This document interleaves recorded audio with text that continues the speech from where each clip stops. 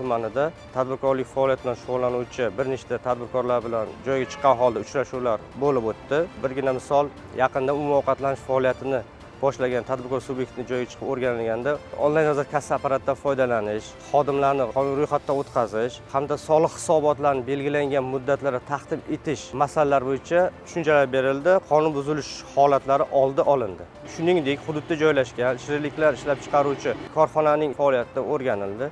O'rganish jarayonida korxonaning hisobotlarida kamchilik borligi, ushbu kamchiliklar sababli reyting ko'rsatkichi tushib ketganligi ma'lum bo'ldi.